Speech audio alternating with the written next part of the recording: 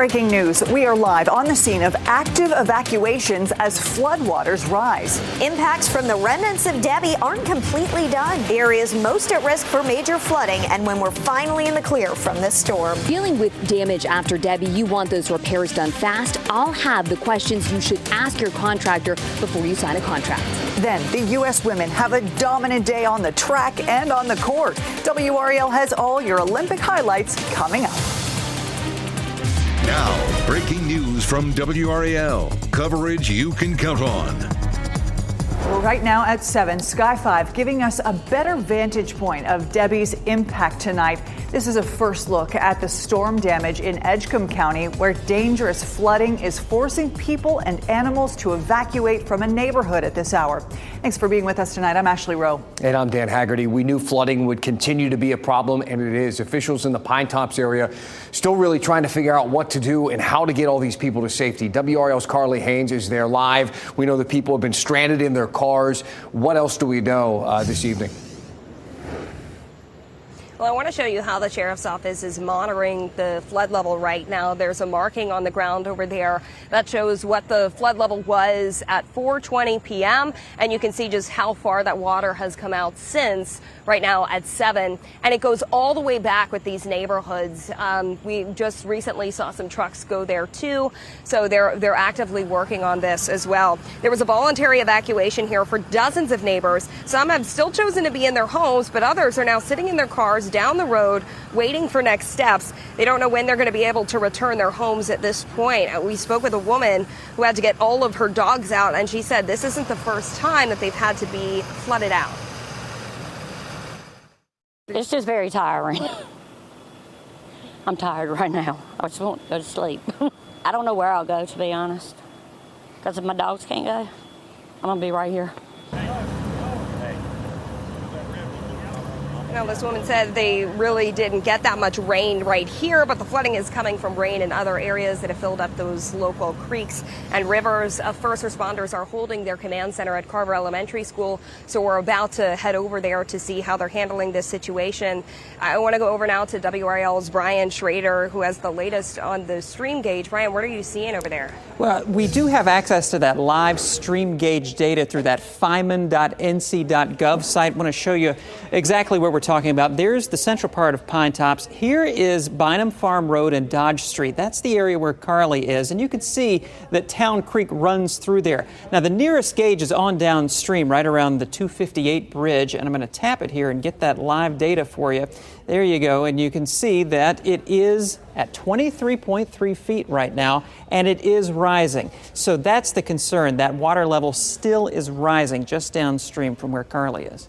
All right. Thank you, Brian. Of course, we'll stay on top of that. Meantime, the damage in Wilson County is extensive. This is some video from Sky 5 flying over communities there today where that deadly tornado left a path of destruction. Take a look at all of the areas where tornadoes touched down yesterday as Debbie's bands moved through. And this actually doesn't even include at least 2 that hit outside our viewing area. Today, we learned the tornado that ripped through Wilson County was an EF3, topping out at winds of 140 miles per hour. 1 person was killed, and the damage was widespread. WRAL's Aaron Thomas is live in Wilson County tonight. Aaron, you're still coming across even more damage. We are actually, in fact, we have spent most of this evening driving around different places such as St. Mary's Church Road as well as Radford Road. We've seen our share of uprooted trees. There's some road closures. We're also coming around damaged cars just like this one. You can see this tree branch that is smashed through this window here. We also have this damaged windshield. And right over here, you also have, it looks like crews, they definitely have been working on cleanup efforts with some of the stashes of debris over here. There's another smashed window on this 4Runner. And then you also have crews that have been working tirelessly for hours getting some of these tree branches stacked up as well. My colleague Destiny Patterson has spent most of the day on Lloyd Road, one of the hardest hit areas. The destruction was great here. You can see this roof is gone off of this home. There's caution tape up here. This is one of several properties that was damaged, and now the focus is on cleanup and recovery. Torn roofs, shattered windows, and ripped up walls. That's what Tony Holly sees when he looks at his family property. I'm overwhelmed.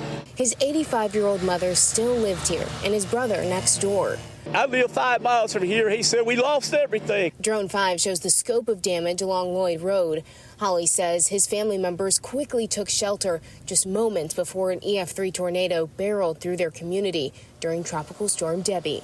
My mother was at home and she could not get out at the time. They had to break the back door out to get her out. My brother had to go to Greenville. He had a severe cut in his arm. Holly says he rushed right over. I think if I got my family, we can rebuild.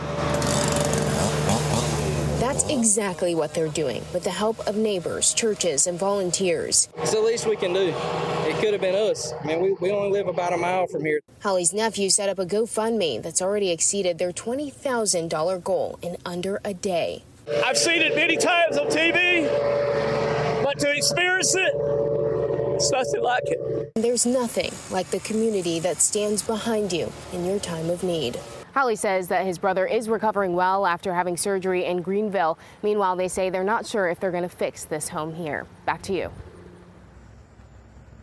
Yeah, and back out here live, we've been speaking with a number of people, a lot of them talking about how scary it was to hear this tornado just sweeping through overnight while they were inside their homes, and a lot of them left to deal with damage like this. A lot of this is, this is what they use to get to work or take their kids to school. Our team of meteorologists, they say that this particular tornado that touched down from Tropical Storm Debbie is one of the strongest tropical tornadoes to touch down in the state of North Carolina. Aaron Thomas, WRAL News, live in Wilson County.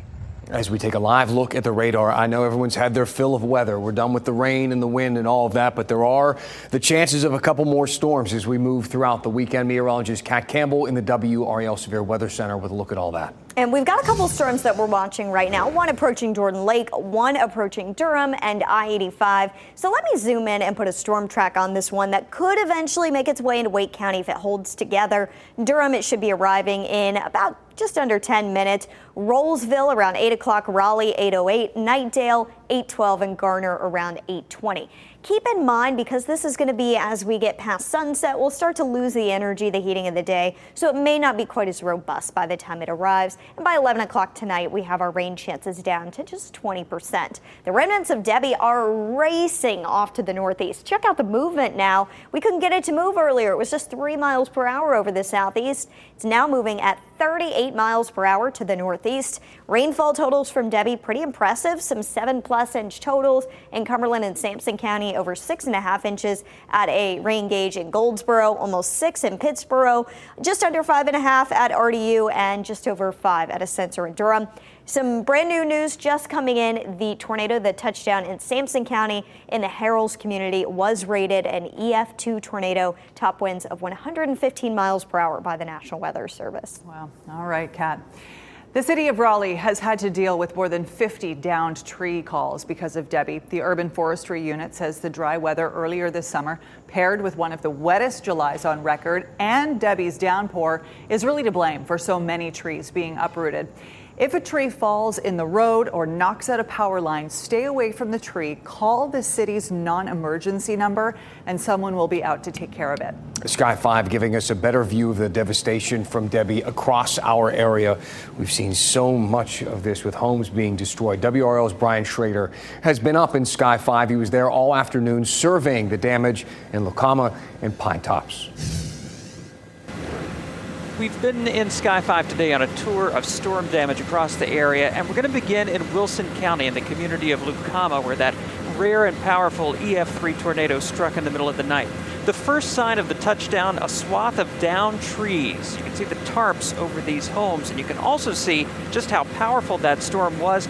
You can see where the wind scoured this field. The tornado then moved across to Springfield Middle School, where it did extensive damage to the roof. Crews started the tall task of cleaning up that campus. From there, the tornado then headed for Lloyd Road, where it damaged several homes, and those estimated 140-mile-an-hour winds blew apart this house. This is where Brian Barnes died. You can see where the debris blew across the field and into the woods. The tornado then skipped across I-95 and tore apart this building at former Governor Jim Hunt's childhood home. Wilson County isn't just dealing with tornado damage. You can see some flooding as well here in the ball field at Rock Ridge Elementary School. Sky 5 then headed to Pine Tops in Edgecombe County, where we found this neighborhood dealing with flooding. This is on Bynum Farm Road near NC 42, and you see where police have blocked off the road. They are keeping an eye on Town Creek, and with all the rain that we have seen from Debbie, we will be watching those river and creek levels downstream for the next few days. Covering Wilson and Edgecombe counties from Sky 5, I'm Brian Schrader, WRAL News. Coming up in just a few minutes, we still have more damage to show you in other parts of our area. Plus, if you're starting to clean up yourself, 5 on Your Side has some tips to avoid scams. The parasite making people sick in North Carolina, not limited to Wake County restaurants. That's according to the county health department. 135 cases of cyclospora have been reported in Wake County since May. Only 22 of those have been linked to 3 unidentified restaurants. The state says other cases have also been reported outside the county. WRAL health reporter Grace Haba asked the Wake County health director why the public has not been notified of an outbreak. I think that, we were looking at cases and if we had any connection or, an announcement would be made. But at this point, we still do not have a likely source. And so it's really just general precautions. The health department says inspections of the unnamed restaurants didn't reveal any wrongdoings by the businesses. The exact source of the outbreak remains unclear. Debbie has moved out of our area, but the cleanup is just beginning. You're dealing with damage after Debbie. You want those repairs done fast. I'll have the questions you should ask your contractor before you sign a contract. Plus, we will take you to Cumberland County to show you the aftermath people are dealing with there. We've seen a lot of this, and boy, can it get dangerous. These water rescues that we have seen. This is in Moore County due to the flooding there from Debbie. This is video from an area just south of the Wood Lake Dam. It's right near Highway 690. You saw the guy still sitting in the truck there. A man stuck inside that truck, stopped in those flood waters. There have been at least 2 water rescues in that specific area since yesterday, including one involving a mom and a child. Drone video captured today showing high, fast-moving water along the Cape Fear River in Fayetteville. This section of the river is only in minor flood stage. Homes on Bombay Drive in Fayetteville that were flooded are drying out, but some homeowners say that their road to recovery will be long. The storm forced Locks Creek to spill its banks. Camille Bartley says this is the 4th time her home has flooded since Hurricane Matthew. Bartley says the creek and the neighborhood's stormwater drainage system are partly to blame, but she questions why the city allowed the homes to be built here in the first place.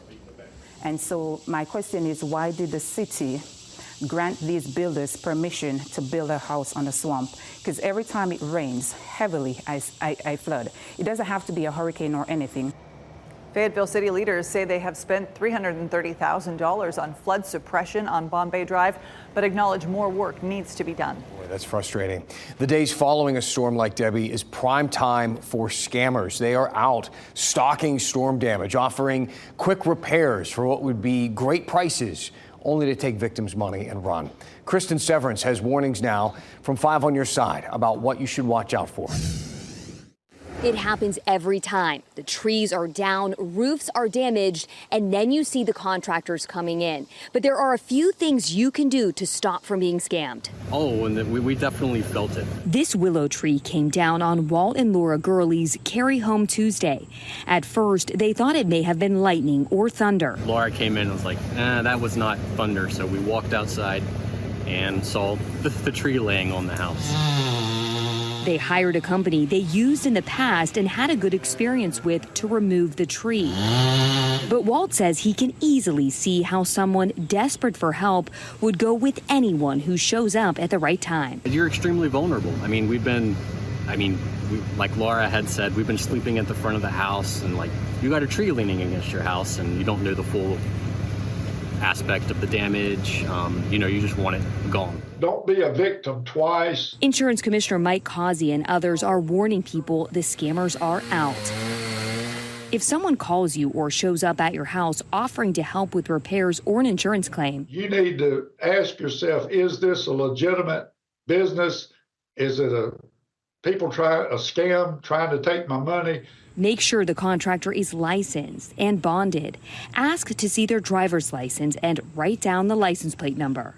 If it's out of state coming from Florida or some of these other states, that should be a big tip right there that this might not be a good thing. So yeah, someone can easily come in, take advantage of you in a vulnerable spot. It's best to go through your insurance company to find a contractor, but if you find one on your own, do not pay in cash and do not pay up front. Kristen Severance, 5 on your side. And you can always find more information and some more helpful tips on the 5 on your side section of our website, WRAL.com. As we take a look outside, Durham here, look at the skyline back there. It looked like storm clouds to me. Meteorologist Kat Campbell joining us now with there's still some more activity here in the area, Kat. We have a couple storms on the radar that we are tracking tonight, and I wanted to show you this really ominous view in Durham, too. You had one as well, Dan. You can see the sun shining in the distance, but there is a storm, quite a bit of lightning approaching Wake County, and it could arrive once we get closer to 8 o'clock. So we want to give you a little bit of a heads up. This one moving to the north and east, so it may actually end up being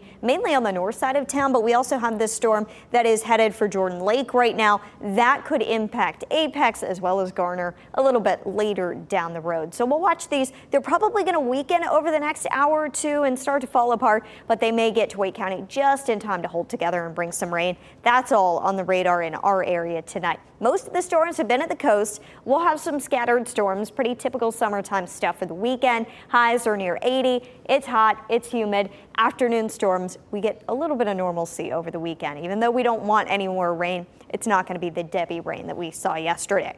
We are going to stay very, very humid. The tropical air mass sticks around. As we get into next week, there are some signs it dips a little bit. The European model has it dipping down into the steamy, possibly tolerable category by Wednesday, so we'll keep an eye on that for you. It would be behind this front that stalls out across much of the eastern part of the state. Tomorrow morning could be some storms at the coast. For us, those would primarily come as we head into the afternoon hours, evening hours. The greatest concentration may be closer to this front, so that would be the southern and the eastern part of our viewing area tomorrow afternoon. But there's still a chance anywhere that they could hold together and kind of spread inland. So let's take a look at Sunday. It's much of the same, where we're pretty dry in the morning, and then during the afternoon and evening, that's when we're going to see the bulk of these storms pop up. It's about a 40% chance each day this weekend. The last thing I want to be telling you about right now, but we got to talk about it, is this area right in here. It's in a lot of Saharan dust right now, so it's not developing, but it looks pretty healthy given the big plume of dust that it's in. It's going to be moving into this orange area, and as it approaches potentially Puerto Rico, down the line, Hispaniola, we're looking at about a 60% chance of developing. We still have plenty of time to prepare for this. We're going to be tracking it for you over the next about 10 days. Given its current location, it's about 10 days away from any potential U.S. impact. The European model carries it out to sea. The American model has more of a U.S. impact. So we're going to be watching that for you over the weekend. We want to give it a little time to organize. That way we can model it from the center of the storm and get a more accurate picture of where it's going. 92 tomorrow, 89 Sunday. Definitely going to feel like the 90s, if not the triple digits with the humidity, but a better feel returns next week. We've actually got lows in the 60s, high temperatures in the mid 80s, some better feeling summer weather to look forward to, Dan. It'll be a relief. Kat, thank you. All right, Chris, we got the NFL. It's back, buddy. Yeah, we had the Carolina Panthers last night. After the Panthers 17-3 loss against the Patriots last night, some people are wondering if the Panthers just picked up where they left off. Well, I don't know. Maybe not so much. After the break, Dave Canales explains why he didn't play his starters last night and the outlook that has for the Panthers. That's next in sports.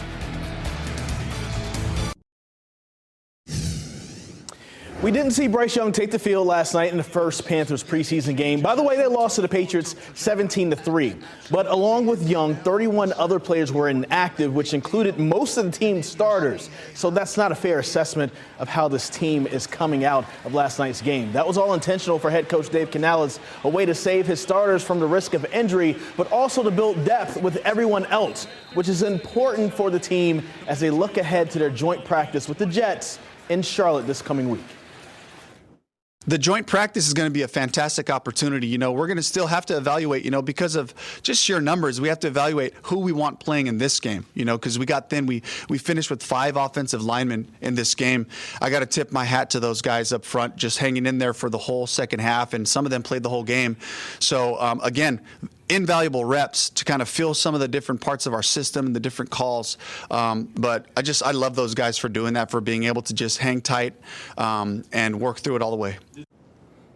When you think about Olympics dominance, you have to think about the U.S. women's basketball team. After today, the team has won 60 straight games dating back to 1992. The Americans were taking on Australia in the Olympic semifinals today. 4 minutes into the game, the U.S. women built a 12-point lead, and they were just dominating from there on out. Breanna Stewart, as you see on your screen right here, led the way with 16 points to beat the Aussies 85-64. The women's gold medal final will look just like the men's. It's the U.S. taking on France for gold. If the Americans win, it'll be their 8th gold medal in a row. And the gold medal is coming back to the U.S. women's track team. USA won the women's 4x100 relay